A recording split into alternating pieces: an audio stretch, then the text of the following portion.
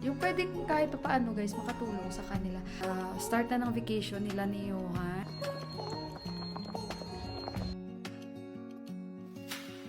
Good morning guys! And welcome back again sa ating panibagong vlog. So, kumusta kayong lahat? And happy Friday. Kahapon wala tayong vlog. Kasi sobrang busy si Milan nyo guys. Minsan ganun talaga, nangyayari talaga sa atin. Start na ng vacation nila ni Johan. 1 month. And ayun, nag-iisip kami ng tatay niya kung ano ang pwedeng mapagkaabalahan ni Johan ba sa isang buwan.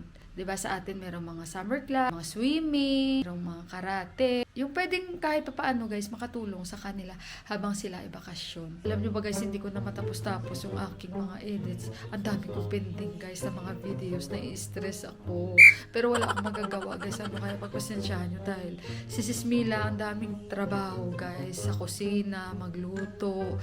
Mabuti nga hindi na ako dito naglilinis gaya ng sabi ko sa inyo si Dipak. Pero alam niyo naman ako lang naman yung inaasahan nila talaga na nagluluto dahil ako lang naman talaga yung babae na kasama niya. Siyempre sila guys, ang mga lalaki hindi naman yan nagluluto. Si Dipak paminsan-minsan lang yan talaga. So ayun guys, basta ayan na naman ako, nagiging busy na naman ako guys. So halikan ko na lang kayo mamaya-maya.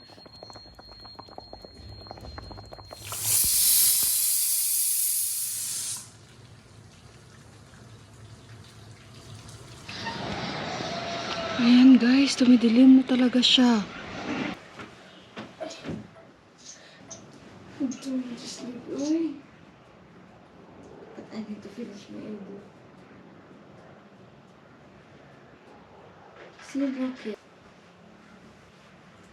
Sige, sarap ko tulog. So ayan kami guys, walang may ginagawa.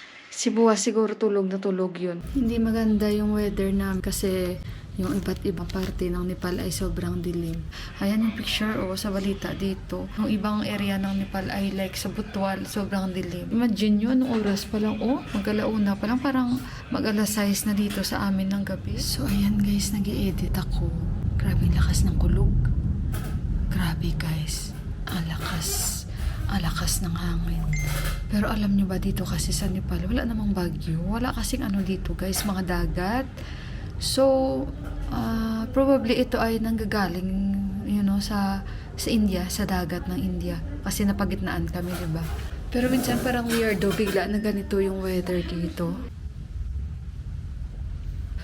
Yung mga bintana sarado naman na kasi parang for sure babagsak talaga. At parang padilim talaga siya ng padilim. So weird.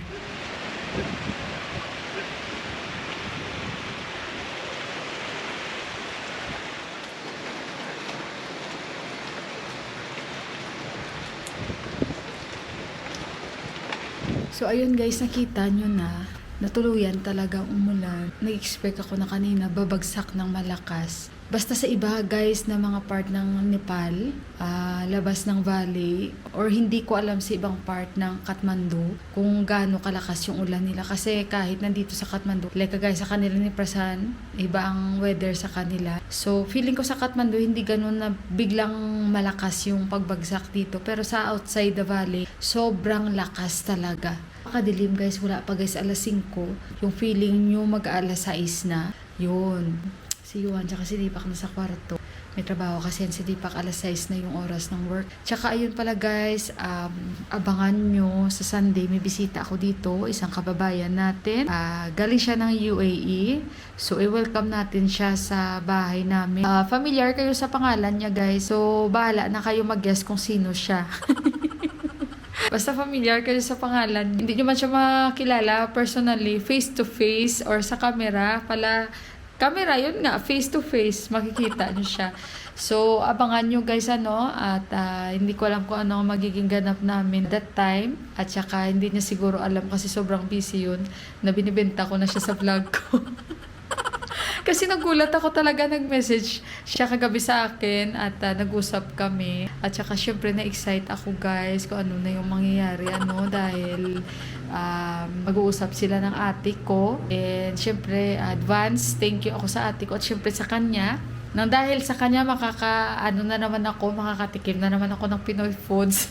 Wow! At lalo na syempre papadalan ako ng ate ko. Ayun. So, abangan nyo yung unboxing natin. And basta-basta maraming salamat talaga sa kanya. And syempre sa ate ko in advance. So, abangan nyo yun guys sa Sunday.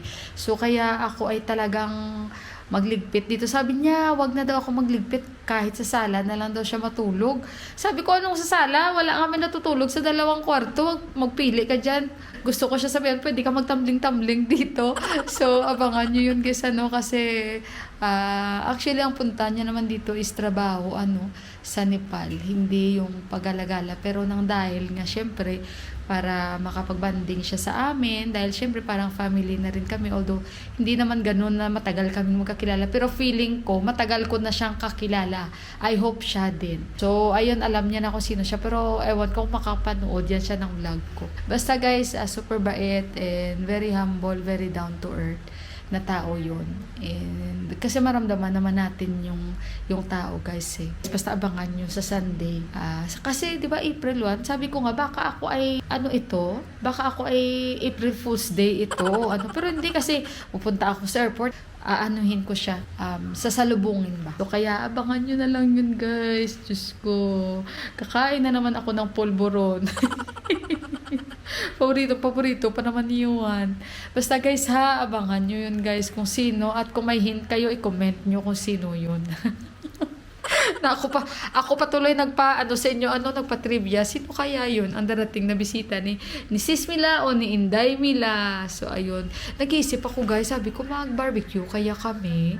Kaso lang April 1, tapos the next day, mag-start na ang Holy Week. So, hindi ko alam kasi 'di ba hindi naman siguro agad-agad mag-fasting guys. God-fearing ako na tao, pero hindi naman na masasabi mong sobrang talaga, yung perfecto na pagkakatoliko.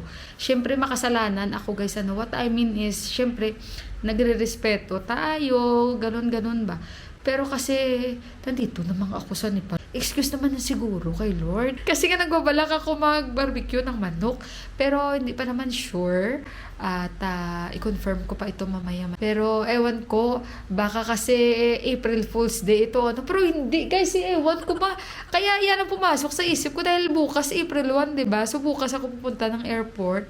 So kaya ayan, titingnan natin guys. Titingnan talaga natin. Kasi pilya din kasi ito Joker din ito guys. So baka maisahan niya ako. Akin mo guys, nasabi niya sa akin. Mamimili daw siya ng gulay dito. Dadalhin niya papunta sa UAE. Ay sabi ko, naniwala naman ako sa kanya, muntik na talaga. Sabi ko, mamimili ka dito at syempre nandyan naman yan lahat sa UAE at syempre kinuha mo dito, dala mo dyan. Ay Diyos ko, yung mga gulay siguro lanta na, kulay dilaw na lahat. So talagang may langka ba dyan? May saging ba dyan? Lahat na lang guys, tinatanong niya. Diyos ko, naluluka talaga ako sa kaibigan ko na ito. Pero anyway guys, abangan nyo na lang yun sa Sunday, ha? Abangan nyo yun kung sinong aking bisita. Dahil dito siya guys matutulog. Ay nako, sana hindi ito April Fool's Day kasi bukas, 'di ba? Apet sa auno na. So ayan guys, pakita ako sa inyo. Ayan guys, nabuhay siya guys. Makakulang ko lang sa dilig kasi nga binibinyagan ko yan every after 3 days. So, wala pa ako masyadong idea sa peace lily, So, laking pasalamat ko talaga. Thanks God, bumalik ang kanyang kaluluwa, guys. So, ayun, i-end ko na yung ating vlog for today. And yan lang, guys, yung aking pwedeng may-share sa inyo for today. And see you again sa ating mga susunod na mga vlogs. And maraming salamat muli.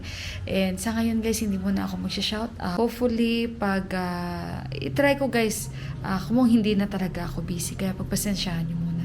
So once again guys, maraming salamat. Ingat kayong lahat